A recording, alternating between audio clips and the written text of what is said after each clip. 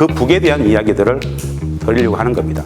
행복한 평화, 너무 쉬운 통일, 남과 북 함께 살 수 있을까? 개성공단 이야기를 할 겁니다.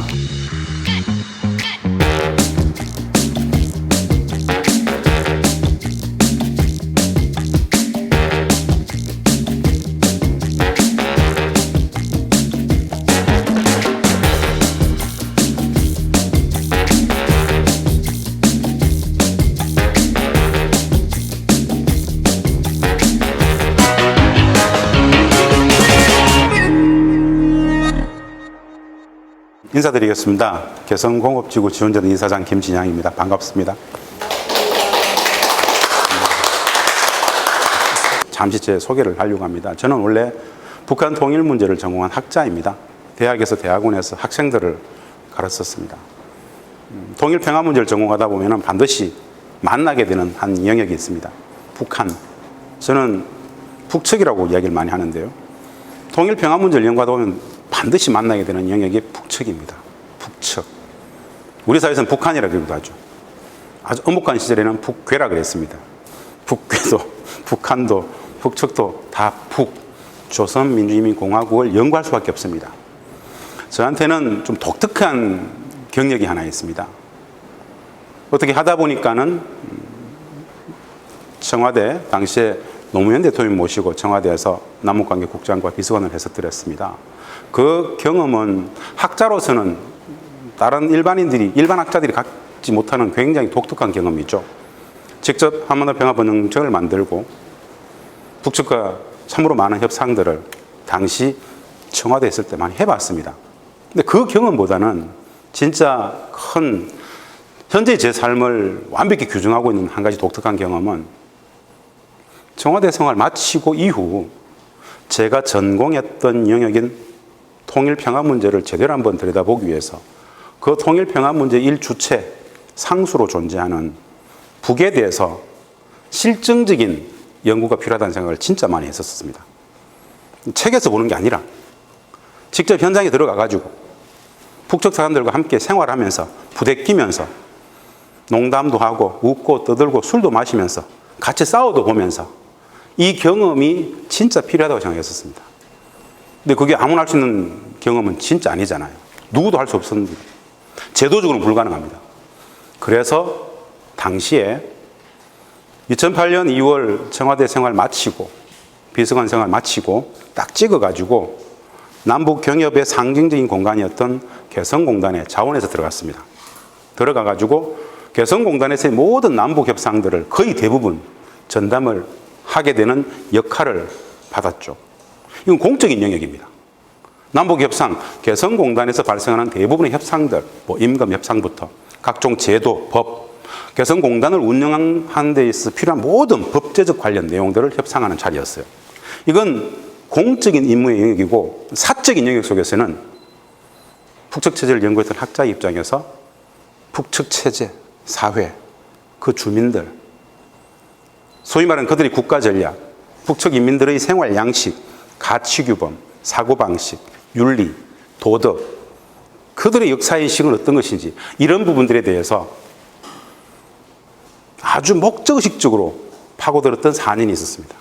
그 경험이 사실은 지금의 저를 있게 했다라고 해도 과언이 아닐 정도로 어마어마한 경험이었습니다. 두 가지 독특한 캐리어가 있는데요. 북측을 연구했던 북한 학자의 입장에서 북측에 가장 장기 체류했던 사람으로 평가되기도 하고요. 또 하나는 북측과의 공식 협상을 가장 많이 한 사람 중 한 명이기도 합니다. 누구보다도 북측 사회를 좀 안다 이렇게 말씀드릴 수 있는데요. 오늘 강의 관련해 가지고 전제적 관점에서 먼저 한 가지를 말씀드리고 이야기하려고 합니다. 북맹이라고 들어보셨나요? 북맹. 아시는 분들은 제 강의를 이미 들으신 분들이고 모르시는 분들은 강의를 안 들으신 분들이죠. 북에 대한 보편적인 무지, 북에 대한 총체적 무지, 북에 대한 일반적 무지를 북맹이라고 합니다. 문맹, 큰 맹처럼 북을 모른다. 북의 무엇을 모를까? 사실은 결론적으로 말씀드려보면 분단이라는 것은 체제적으로 북을 왜곡할 수밖에 없었습니다. 분단이라는 것은 구조적으로 북을 무지하게 만들었습니다. 무슨 뜻이냐? 우리가 잘 압니다. 분단체제라는 것은 전쟁적 상황이 유지되는 휴전협정 체제에 근거한 전쟁 상황입니다. 전쟁 상황이기 때문에 북은 그냥 전쟁을 못 끝내고 있는 전쟁의 상대방, enemy, 적일 뿐입니다. 적. 그렇기 때문에 북에 대한 모든 설명, 묘사는 군사적 적대의 관점에서 제압의 대상일 뿐이었습니다. 그래서 이 영역은 진리도, 정의도, 윤리도, 도덕도 없습니다. 그냥 나쁜 놈이면 되었습니다. 이게 분단체제가 유지되는 비기였는데요.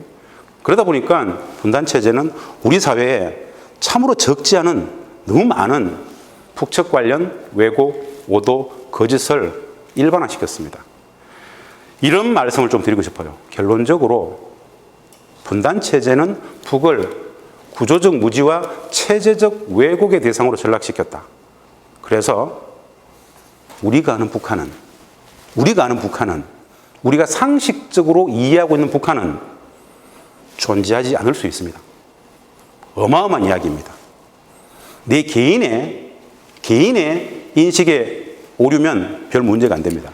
그런데 전체 국민들의 보편적인 무지 속에서 북을 많이 왜곡되게 알고 있다. 이거는 엄청난 재앙이 될 수 있습니다. 저는 가끔 이렇게 비유합니다. 천동설과 지동설의 비주는 저는 비유합니다. 천동설과 지동설은 다른 것입니다. 어마어마한 다릅니다. 태양이 도느냐, 지구가 도느냐. 천동설이 진리였던 시절에는 지동설을 주장했던 대부분의 사람들은 죽임을 당했습니다. 어마어마한 유언비어 유포죄를 다 잡아 가뒀습니다. 70년, 75년 적대적 분단체제는 우리 사회 속에서 북에 대한 진실, 사실, 그런 부분들을 이야기하는 것을 어마어마한 용기를 갖지 않으면 안 되는 상황으로 몰았던 게 75년 분단체제입니다. 그 북에 대한 이야기들을 드리려고 하는 겁니다. 오늘 제가 나눠야 될 이야기들이 이 북에 대한 기본 상수를 두고 설명해야 되기 때문에 한번 이 강의 모두의 서술이 조금 길었습니다. 전체적으로 저는 주제를 행복한 평화, 너무 쉬운 통일이라는 주제를 가지고 강의를 할 겁니다. 부제는 개성공단과 한반도 평화경제인데요. 어떻게 보세요? 개성공단과 한반도 평화경제. 그 큰 주제가 있죠. 행복한 평화, 너무 쉬운 통일. 동의가 되세요? 선생님들 동의가 되세요? 뭐 목적식적으로 나 동의됩니다 이렇게 얘기하면 안 됩니다. 확 다가오는 거 있잖아요. 아, 저게 말이 돼? 말이 안 되잖아요. 행복한 평화는 이해돼. 근데 너무 쉬운 통일? 말이 안 되죠. 그런데 진짜 말이 되는 겁니다. 너무 쉬운 통일. 왜 말이 되는가? 알면 보이고 모르면 하나도 안 보입니다. 저기 너무 쉬운 통일에 통일조차도 우리는 잘 모릅니다. 사실은. 통일을 모른다? 무슨 말일까? 통일이 통일이지. 근본적으로 분단체제는 너무 많은 불편한 진실들을 만들었습니다. 북에 대한 왜곡 오도뿐 아니라 분단체제는 완벽하게 통일교육을 하지 않았습니다. 통일교육의 부재로부터 오늘 이 시간 이야기를 하려고 합니다. 사실은 너무 쉬운 통일이 진짜 맞는데 왜 맞는지 오늘 이 강의를 통해서 말씀을 드리고 싶습니다. 소제목으로서는 목차가 남과 북 함께 살 수 있을까? 통일교육의 부재 잠시 볼 거예요. 그리고 분단 통일 북 잠시 터치하고 개성공단 이야기를 할 겁니다. 남과 북 함께 살 수 있을까? 분단 체제를 상식적으로 산 사람 같으면 함께 못 산다라는 결론을 딱 갖고 있을 겁니다. 분단 체제를 상식적으로 살아오신 분이면 대부분 남과 북이 함께 산다는 거 거의 불가능하지 라고 생각할 수 있을 겁니다. 왜? 그릇된 왜곡된 인식을 갖고 있기 때문에 그렇습니다. 이건 개인의 영역이 아닙니다. 분단 체제가 왜곡된 인식을 심었기 때문에 그렇다는 겁니다. 알게 되면 너무 쉬운 거구나. 저런 거였어? 전혀 새로운 영역을 만나게 됩니다. 굉장한 감동이 될 수도 있고요. 굉장한 놀라움일 수도 있고 어마어마한 희망을 볼 수 있습니다. 그 이야기를 드릴 건데요. 남과 북 함께 살 수 있을까에 대한 어마어마한 그 부정적 인식은 통일교육의 부재로부터 시작됐다는 것.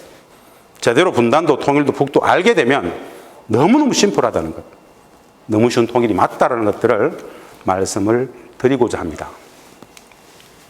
분단체제와 통일교육의 부재와 관련해서 상징적으로 제가 선생님들께 던지는 한 가지 질문이 있습니다.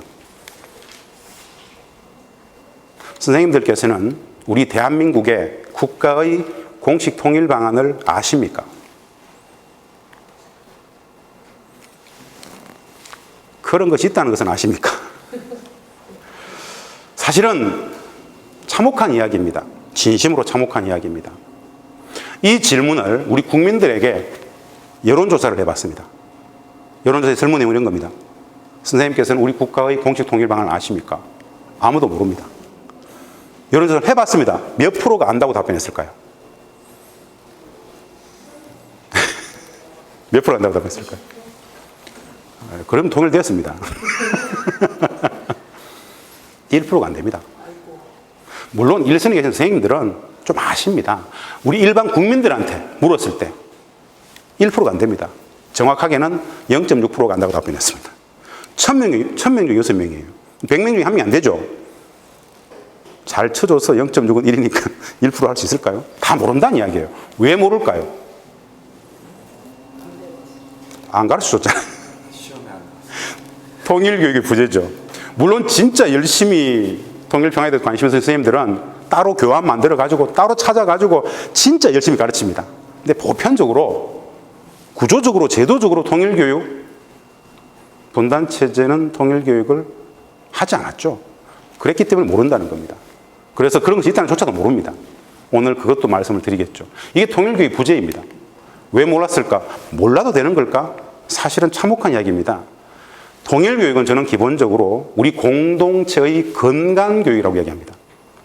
통일을 이야기하는 게 아니에요. 우리의 뿌리를 찾는 것이고 분단 이전의 남과 북의 삶, 한민족이 어땠는지를 알아가는 그런 영역입니다. 통일교육은 그래서 중요한 교육이 아니라 기본교육이다라고 저는 늘 주장을 하는데요.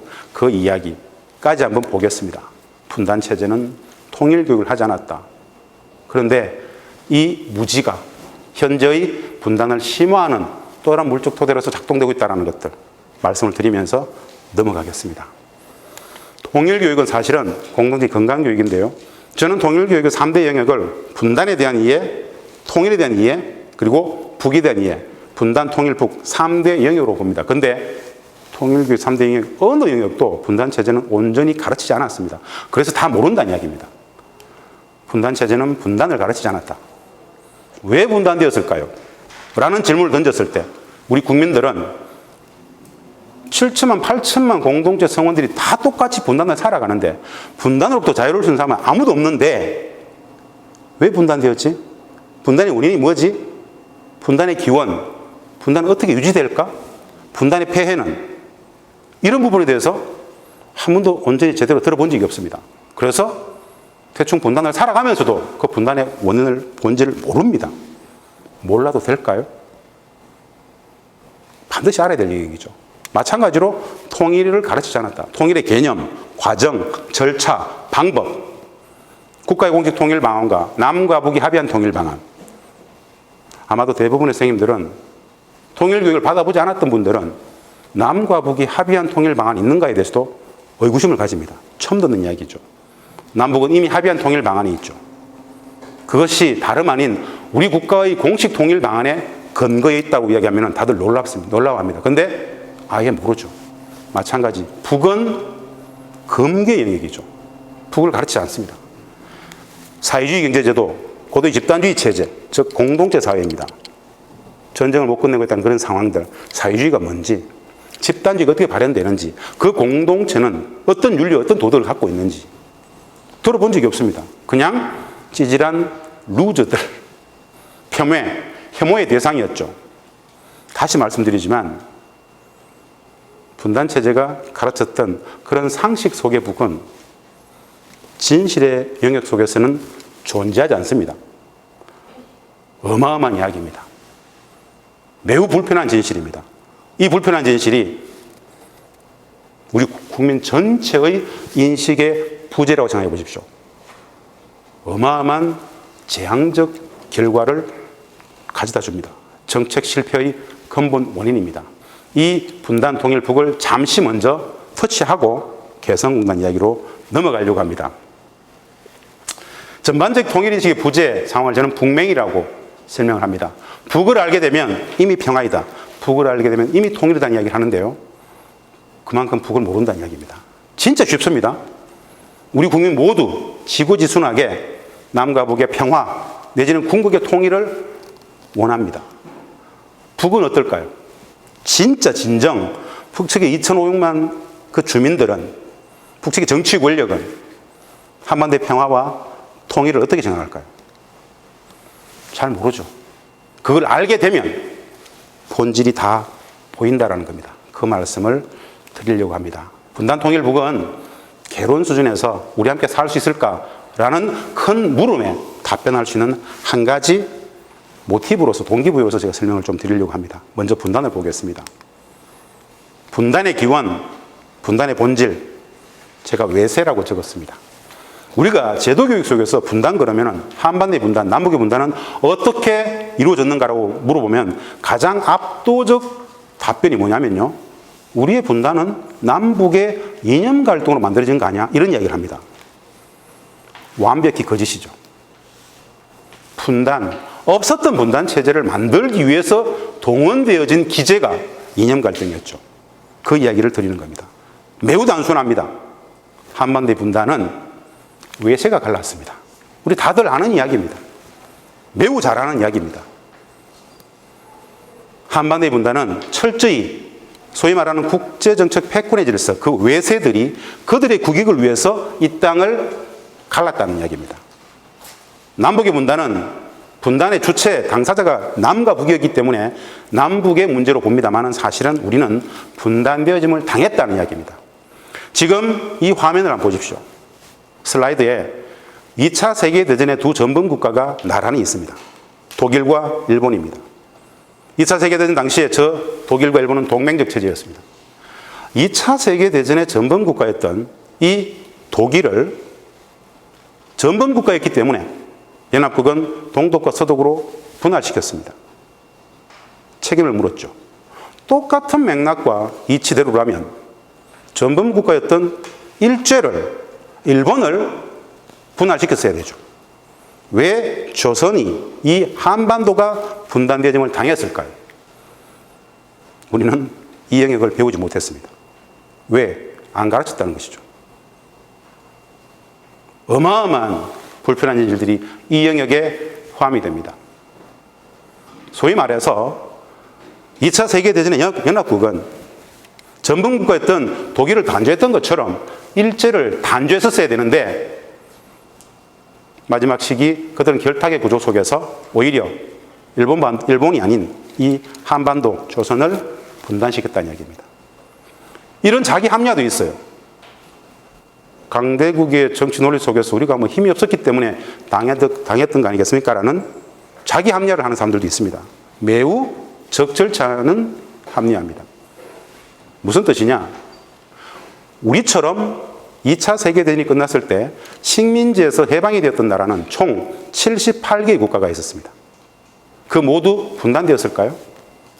78개의 국가 중에 분단되어짐을 당한 나라는 우리 한반도와 예멘 두 나라밖에 없습니다. 약소국가라고 해서 다 분단된 게 아니라는 겁니다. 그럼 결론적으로 이 분단의 가장 직접적인 분단을 기획했던 나라는 어디일까요? 이런 질문을 던졌을 때 우리는 답변이 안 됩니다. 분단, 미국, 소련? 결론적으로 말씀드려보면 한반도의 분단이라는 것은 일제가 기획하고 미국이 내지는 소련이 부하내동했던 사실은 일제, 미국 그들의 합작품이었다라고 해도 과언이 사실 아닙니다. 이 불편한 진실에 대해서 국민들은 배울 수가 없었습니다. 단 한 번도 온전히 배우지 못했죠. 분단의 본질, 외세가 갈랐구나. 우리는 분단되어짐을 당했구나. 이 분단의 본질을 알 때 국제정책 패권의 질서, 국제정책 패권의 질서가 이 땅을 갈랐다라는 그 본질을 알 때 1945년의 분단이 2020년의 분단과 일맥상통하구나. 그 분단의 본질을 안다라면 분단 극복, 평화와 통일은 누가 잘해야 될지를 알게 됩니다. 외세를 넘어서 남과 북, 우리가 진짜 잘해야 되는 것이죠. 그런데 분단 체제는 이것을 가리고 이 모든 책임을 북측에게 다 몰아버렸죠. 원인 분석이 틀렸단 말입니다. 인식의 실패는 정책의 실패를 담보합니다. 분단의 본질 기원, 외세라는 것에 대해서 한번 먼저 인식을 정확히 할 필요가 있다 싶어서 말씀을 드렸습니다. 우리가 다 잘 아는 김구 선생님께서는 이런 이야기를 했습니다. 1948년 4월인데요.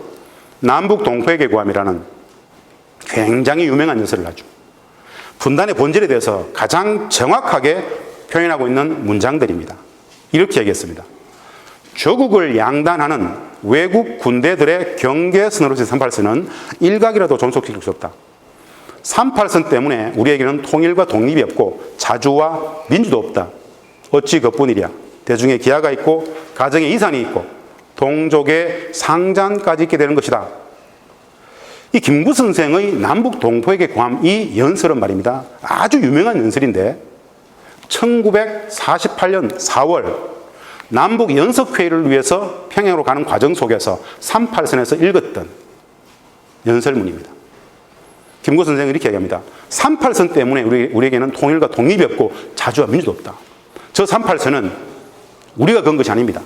외세가 그들이 기획해서 이 땅을 분할했던 선입니다.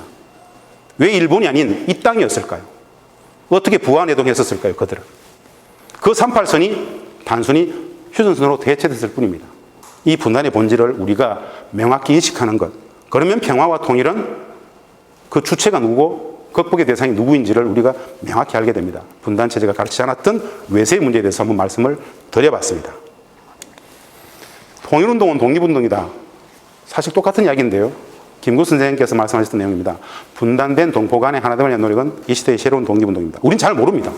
왜 통일운동이 독립운동인지 배워본 바가 없습니다. 독립운동과 통일운동이 어떻게 괴를 같이 하는지 전혀 가르치지 않았고 못 배웠기 때문에 이 단순한 한 문장의 명제가 어떻게 성립되는지를 잘 모릅니다. 분단체제가 가르치지 않았던 영역이죠. 독립운동 세력들은 대부분 통일운동으로 넘어갔습니다. 대부분 다 괴멸당했죠. 사실은 김구 선생이나 몽양 선생이나 많은 민족주의 독립운동 세력들이 35년 일제 식민지배의 시기에 일제의 주군으로서 했던 그 일제의 앞잡이들, 그들에게 역청산당한 물리적 결과가 바로 분단체제 수립입니다. 이 본질에 대해서 우리는 배워본 적이 없습니다. 이것을 한번 직시할 필요가 있겠다 해서 한번 이 영역을 모티브로 설명만 드립니다. 다음입니다. 이 분단은 총체적 비정상에 그는 토대가 바로 분단입니다. 분단은 말입니다. 사람도 갈랐지만 가족도 가르고 공동체도 갈랐습니다. 역사도 민족의 정신사도 왜곡하고 갈라놓았죠. 사람들의 생각도 세계관도 어마어마하게 왜곡하고 갈라놓았습니다. 잘 모르죠. 분단이 어떤 폐해를 만들었는지. 참으로 어마어마한 총체적 비정상의 물적 토대가 바로 분단입니다. 이 분단의 폐해에 대해서 우리는 배운 적이 별로 없죠. 가족을 갈랐다, 역사를 왜곡했다, 민족의 정신사를 유린했다. 이 한 줄 한 줄 한 문장 한 문장 자체가 몇 시간씩 이야기가 되는 영역들입니다.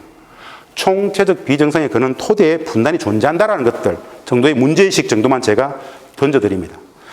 적폐 중에 근본 적폐를 분단 적폐로 합니다. 왜 그런 이야기를 할까요? 총체적 비정상의 물적 토대가 분단이기 때문에 이 말씀들을 드리는데요. 이후에 기회가 있을 때 분단이 어떻게 왜곡, 유린, 오도했는지를 한 분야 기회가 되면 한번 찾아보실 필요가 있을 것 같습니다. 다음, 지금 보시는 이게 바로 우리 대한민국의 국가의 공식 통일 방안입니다. 물론 여러 선생님들께서는 잘 아시는 내용입니다. 한민족 공동의 통일 방안을 1989년 9월 노태우 정부 당시에 국회가 비준 공포하게 함으로써 국가의 공식 통일 방안을 만들었습니다. 지금부터 딱 31년 전에 대한민국 정부는 정부 차원이 아니라 국회를 동원해서 국회가 비준 공포하게 한 나라의 공식 통일 방안입니다. 이름은 민족 공동체 통일 방안이 됐는데요. 이 민족 공동체 통일 방안이라는 이름 자체가 중요한 게 아닙니다. 통일을 설명하기를 통일의 과정, 절차, 방법을 수십 년간의 오랜 평화의 과정, 수십 년간의 오랜 평화의 과정 전체를 통일의 실체적 개념으로 설명하고 있다는 겁니다. 결론이면 평화의 과정, 평화가 통일입니다. 우리는 통일을 그러면 휴전선이 허물어지고 남과 북이 단일한 정치 권력, 단일한 정치 체제, 단일한 경제 제도, 단일한 법 제도 아래서 명실상부한 완벽한 하나가 되는 이것을 통일로 다들 알고 있습니다. 물론 그 순간도 존재합니다만 그 순간을 위해서는 수십 년간의 오랜 평화의 과정 전체가 다 통일로 봐야 된다는 것이죠. 이 민족 공동의 통일 방안은 1989년 9월 노태우 정부 당시에 만들어지고요. 국회가 비준 공포했다 그랬죠. 1단계를 화해협력의 단계라고 그럽니다. 한 20, 30년 해야 된다는 거죠. 남과 북이 상호 존중하고 화해협력하고 경제협력하고 교류하고 개성난 같은 거 많이 만들고 최소한 휴전협정 체제를 평화협정 체제로 바꾸는 것. 휴전협정 체제를 평화협정으로 바꾸는 것. 미국과 북한이 전쟁 중인데 종전선언하고 평화를 실질로 구현하는 것. 이게 1단계 화해협력의 단계입니다. 20, 30년 걸린다고 봤습니다. 그 1단계 화해협력이 완성되면 2단계는 남북연합으로 가자는 겁니다. 남북연합은 남측, 북측 양 지역 정부를 그대로 두고 상위에 남북정상회의, 남북강요회의, 남북평의회 3개의 회의체를 운영하는 것입니다. 연방제는 아시죠? 외교권과 국방권을 연방정부가 가지는 것이죠. 연합제라는 것은 외교권과 국방권 자체를 지역정부가, 남북의 양 지역정부가 그대로 갖고 있는 겁니다. 3개의 회의체만 남북정상회의, 남북강요회의, 남북평의회, 이 국회입니다.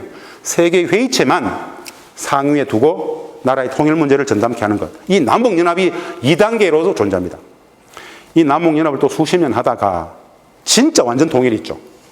우리 모든 국민들이 생각하는 그 완전 통일. 그것은 진짜 완전 통일할 수 있다고 판단했을 때 1단계 화해협력을 거쳐서 수십 년 하다가 2단계 남북연합 가서 또 수십 년 하다가 진짜 이제 완전 통일해도 아무런 문제 없다고 판단했을 때 그 시대를 살아가는 후대들이 자유로운 선거를 통해서 그 완전 통일을 결정하게 하는 것. 이게 3단계 완전 통일 순간입니다. 그래서 우리 국가의 공식 통일 방안은 1단계 화해협력, 2단계 남북연합, 3단계 완전 통일, 수십 년의 오랜 평화의 과정 전체를 통일로 이해하더라라는 겁니다. 인식에 엄청난 전환이 필요하죠. 실제로 목전의 현실로서의 통일은 뭐냐? 평화가 통일입니다. 평화가 통일입니다. 이 수십 년 과정에 평화와 통일의 과정에 딱 한 가지가 필요하다 그럽니다. 그 한 가지가 뭐냐? 우리가 다들 잘 아는 겁니다. 남과 북이 상호 체제와 제도를 엄격히 상호 존중하자는 이야기입니다. 분단 체제는 비난하고 적대하고 왜곡하고 부정하죠. 우리 국가의 공동 통일 방안은 헌법적 가치인 평화 통일에 입각해서 이 수십 년간의 평화 과정에 딱 한 가지가 필요한데 그것이 다름 아닌 상호 존중의 마음을 가지자는 겁니다. 우리가 초중고 제도교육 속에서 통일교육을 할 때 얘들아, 통일이라는 것은 말이야, 남과 북이 70년, 75년간 서로 다르게 살아왔는데 그 다름을 인정하는 것에서 시작된다라고 가르친다라면 이미 통일은 된 것이나 다름없습니다. 우리가 다양성을 존중하자는 이야기는 다문화를 존중하는 것으로서 상식적 가치죠. 남과 북의 다름은 다름도 사실 아닙니다. 그 체제와 제도의 다름을 인정하자는 겁니다. 그 순간 이미 평화가 시작되고 그 상호 존중의 마음으로 통일까지 완성된다라는 것이 저의 주장이 아닌 우리 국가의 공식 통일 방안인 민족 공동체 통일 방안이 이야기하는 통일의 기본 정신 원칙입니다. 이 통일 개념, 국가의 공식 통일 방안을 아이들에게 가르칠 수 있다면, 그 인식만 있다면 통일은 진짜 쉽습니다. 다름을 다름으로, 차이를 차이로 인식하게 하는 것, 다름을 틀림으로, 차이를 차별하게 하는 것, 이게 바로 적대적 분단 체제였습니다. 온전한 평화주의 체제, 평화 체제는 다양성 존중, 상호 존중의 그 한 가지 마음이면 너무 쉬운 통일이 된다는 이야기입니다. 행복한 평화, 너무 쉬운 통일의 그 너무 쉬운은 뭐냐? 나와의 다름, 우리와의 다름에 대해서 그럴 수 있어. 이 마음 한 자락을 가지면 이미 평화이고 그 마음으로 통일까지 완성되더라라는 그 이야기입니다. 우리 국가의 공식 통일 방안이 얘기했던 통일의 원리, 상호 존중, 상호 인정의 마음, 이것이 사실은 통일의 비기입니다. 그래서 상호 존중을 이야기합니다. 이 화면 슬라이드는 말입니다, 우리 통일부 홈페이지에 있는 민족 공동의 통일 방안을 설명하는 내용인데요. 다름 아닙니다. 30년 이상 통일부 홈페이지에 국가의 공식 통일 방안인 민족 공동의 통일 방안을 항상 설명하고 있었습니다. 그러나 국민들은 다 모릅니다. 그런 것이 존재하는 자체를 모르기 때문에 검색해 볼 수도 없었죠. 엄존했던 국가의 공식 통일 방안이었습니다. 상호 존중의 마음이면 평화가 통일까지 완성된다라는 그 이야기 꼭 기억했으면 좋겠습니다. 다음입니다. 남북 간의 통일 방안 합의의 역사입니다. 남과 북은 이미 합의한 통일 방안이 있습니다.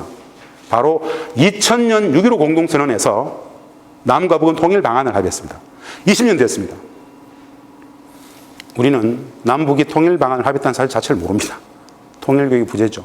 어떻게 합의했는가? 남과 북은 나라의 통일 문제를 남측의 연합제안과 북측의 낮은 단계의 연방연이 서로 공통성이 있다고 인정하고 이 방향에서 통일을 지향하기로 하였다라고 했습니다. 무슨 뜻이냐? 한번 돌아와 보겠습니다. 남측의 연합제안이 뭐냐? 바로 우리 민족 공동 통일 방안, 우리 대한민국의 국가의 공식 통일 방안인 민족 공동 통일 방안에 1단계 화해협력 단계를 거쳐서 2단계 남북연합까지 가자 그랬죠.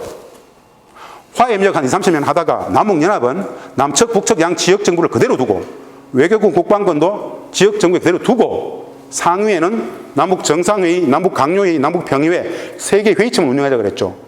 여기까지는 가보자라고 남과 북이 합의한 겁니다. 어마어마한 이야기죠. 남과 북이 통일 방안을 합의했는데 큰 틀에서 연합제안의 1단계, 2단계까지 가기로 합의했다는 겁니다.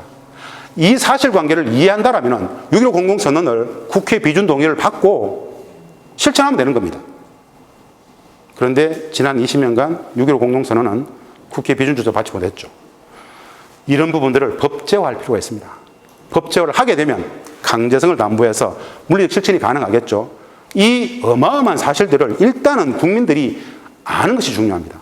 아, 저런 합의가 있었구나. 기본 정신은 상호 존중하는 것들 말씀을 드렸었고요. 이런 마음들이 모일 때 평화가 통일이 매우 쉽게 진전된다는 것입니다. 이 모든 것을 결정하는 것은 딱 한 가지입니다. 통일 교육. 인식의 과학성, 정확성을 담보할 수 있는 통일 교육을 온전히 제대로 실천하게 하는 것.